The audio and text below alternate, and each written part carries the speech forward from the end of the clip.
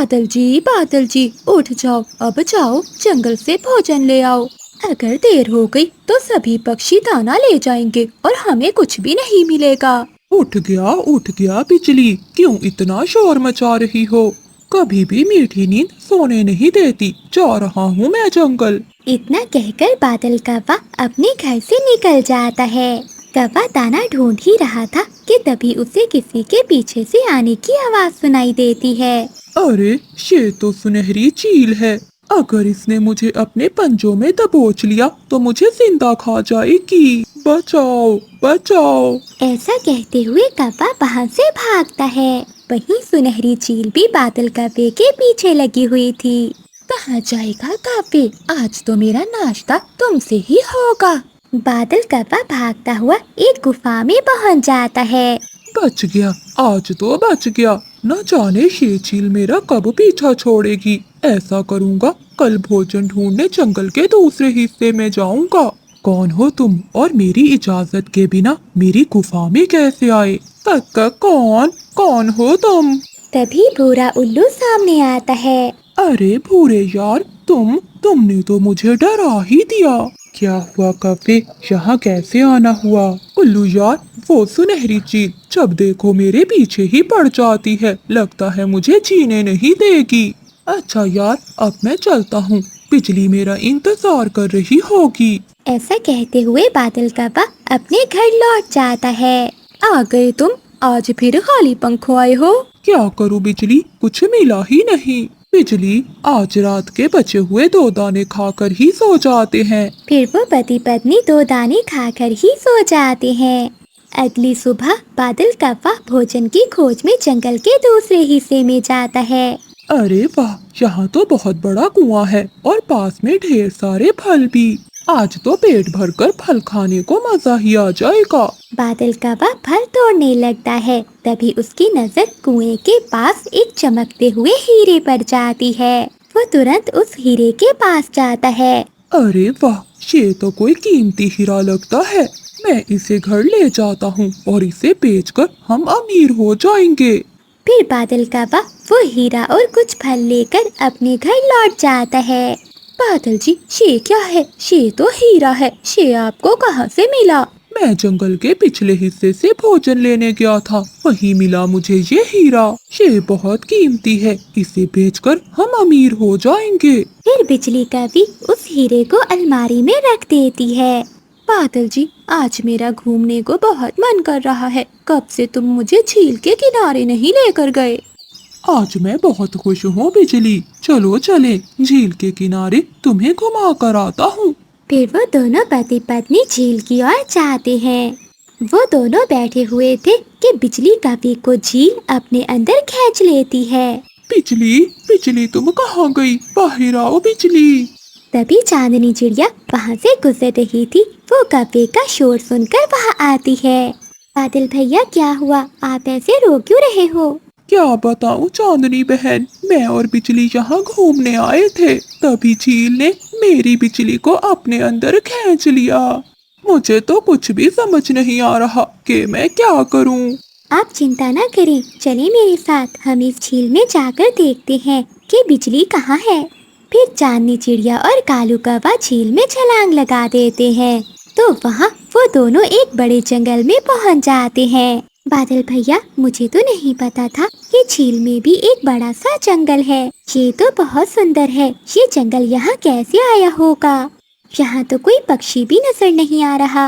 हाँ चांदनी बहन, ये तो कोई अजीब सा जंगल है। मुझे तो ऐसा लग रहा है कि ये कोई भूतिया जंगल है। लेकिन मेरी बिजली कहाँ है? आप इस तरफ देखें और मैं दूसरी तरफ देखती हूँ।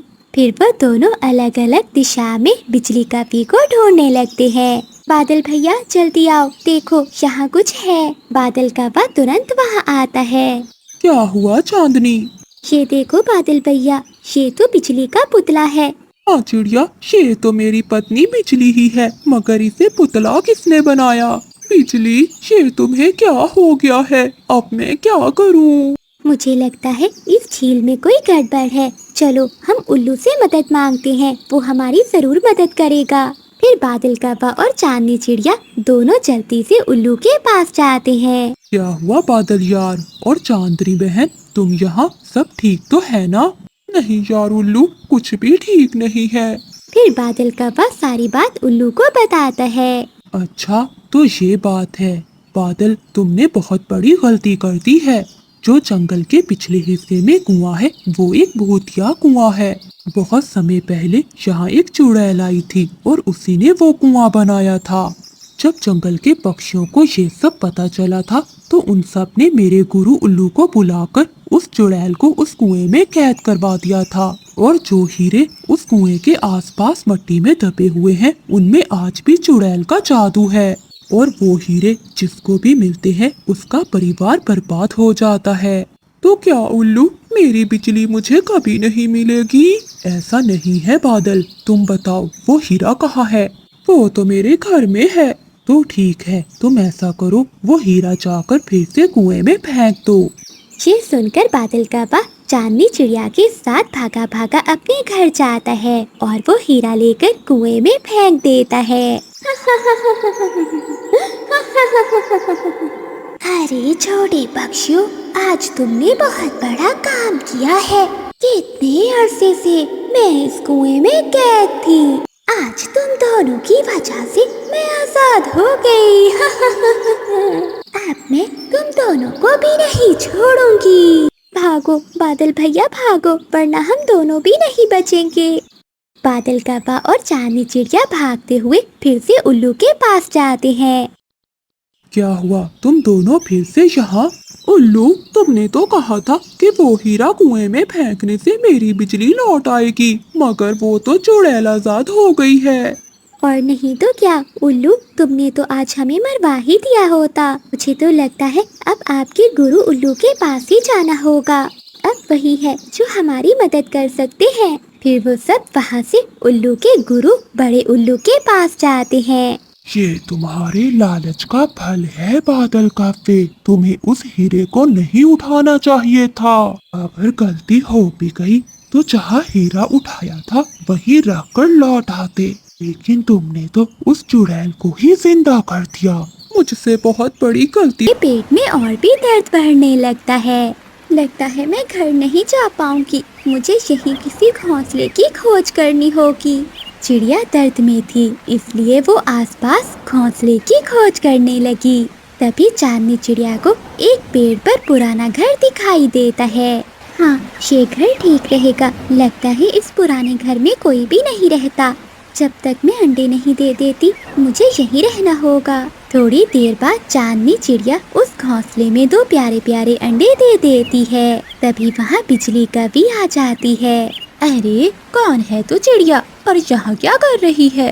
कवि बहन, मेरा नाम चांदनी है। मैं यहाँ अनाज की खोज में आई थी, लेकिन घर जाते समय मेरे पेट में बहुत दर्द शुरू हो गया। मैं घर तक जाने का इंतजार नहीं कर सकती थी। तभी मुझे ये घर दिखाई दिया और मैं यहाँ आ गई।